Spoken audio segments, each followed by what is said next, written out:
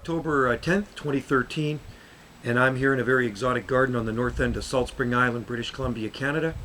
And I'm going to give you a quick tour of this oceanside garden so you can see what some of the plants we can grow here in this climate in this part of Canada. So let me grab that camera and give you a quick look around in this private garden.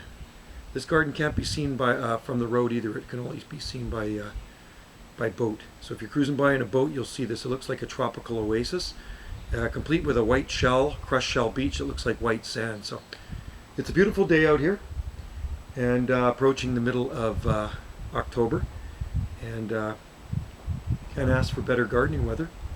And at this time of the year, this is a good time here in this part of the world to garden, plant flower bulbs, and in another month we'll be planting the fruit trees and lots of other ornamental shrubs. So what you're going to see in this garden is exotica, my kind of garden, probably yours too.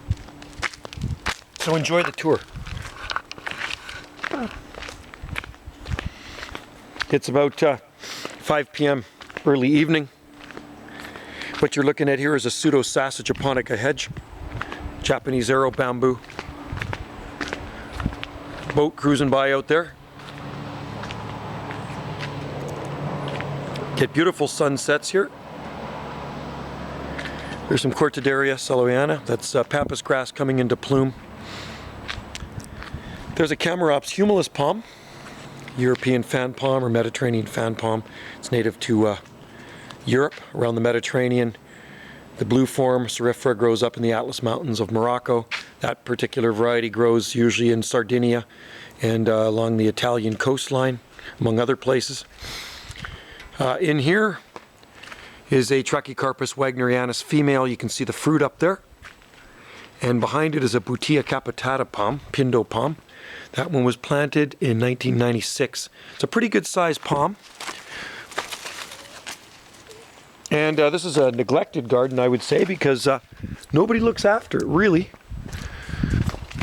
There's a red bronze cordyline that stays out in a pot all the time. Choicea ternata, Mexican orange, coming into bloom. There's Trachycarpus fortunei. You can see the fronds on this one are smaller than the fortunei. There is Fatsia trees here. And, well, it's all broadleaf evergreen stuff. More Trachycarpus up there. And just quite gives it the jungle effect.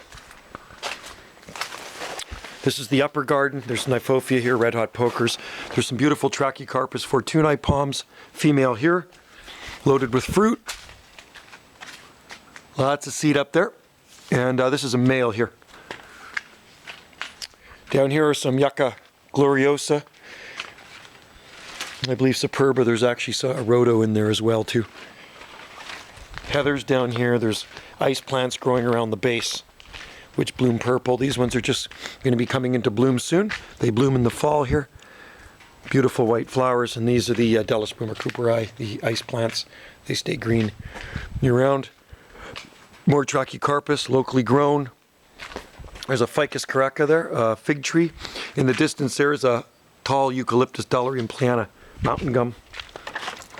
So we'll go down to the beach side here and have a look-see. There's wisteria here, Musabaju bananas, another yucca. That produces a lot of figs. There's a large Chamaerops humilis in here as well too. Philostachys bambusoide, it was getting huge and coming up in the lawn, but they cut it back. Trachycarpus fortunei. This was a huge cordyline, but it was leaning over the garden, so they sawed it down and it's coming back. This was a big tree, cordyline. I do have pictures of it, and it was still standing there. They're coming up from the base. You can see them all shooting up. So it's a cabbage palm, New Zealand cabbage palm. There's a Butea capitata there, beautiful Pindo palm. Planted just about 20 years ago as a small 2-gallon. And we're at 48 degrees north latitude, so it is interesting what you can grow in this part of Canada. Phormium tenax, filamentosa yucca, another cordyline here. And then there's lots of palms in here. There's hybrid palms, Trachycarpus. There's some bronze phormium here and more bronze phormium in there. And female Trachycarpus in here with lots of fruit. You see the seeds in this one here. There. An abundance of seeds, more yuccas. That's a beautiful palm. Isn't that a nice hybrid? Gorgeous. And this Fremontia is a beautiful tree here, native to Southern California, Fremontodendron californicum. Right there, flowers, blooms forever. Another palm here, hybrid with fruit on it. And there's the beautiful Pacific Ocean, folks. So we're going to go down to the beach here.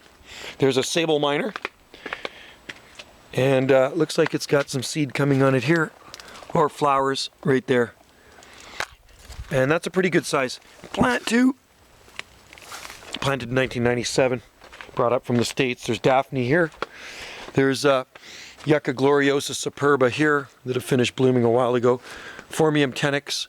There's a Cordyline australis there, cabbage palm. There's a Magnolia grandiflora. And this was a massive Gunner manicotta, but the owner took an axe to it and smashed it to pieces because it was getting way too big. So the leaves are sort of mutated, a bit smaller. There's the fig, and we'll give you a look at this cabbage palm here so you can actually see how big it is. These water irises out of the way. There's my foot on the trunk. There, it's a big cabbage palm. And there's the beautiful beach. It's nice and warm down here. And there's a Chamaerops humilis right there. Beautiful Chamaerops humilis under the fig tree. So we'll do back up a little bit here.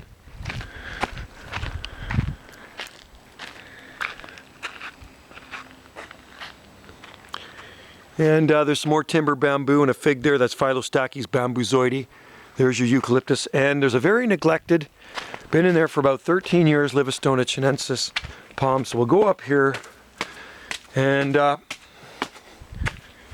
we'll show you this Livistona. I usually water it when I'm here. There it is right there. Livistona. Dry as a bone. So water this poor thing. Poor little palm. Should be a lot bigger by now, but you know what? It's growing in the worst possible conditions, but it does exist. And it was planted probably around 2000, I guess, something like that. So there you have it, folks. Another garden tour on Salt Spring Island. A beautiful subtropical garden. That's the way I like to garden. Doesn't that look nice? It looks nice year-round. Always nice and green. Thank you for watching.